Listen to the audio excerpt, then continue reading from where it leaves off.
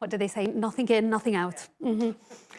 So if this had happened today, would you expect to actually go and visit the scene yourself? Would you expect to be there early on? Absolutely. And because there was a body there, the body was already when it was found.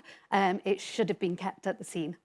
Obviously, if there's still life, then the body would have to be removed to the hospital. But if the body was already, it needs to be left at the scene.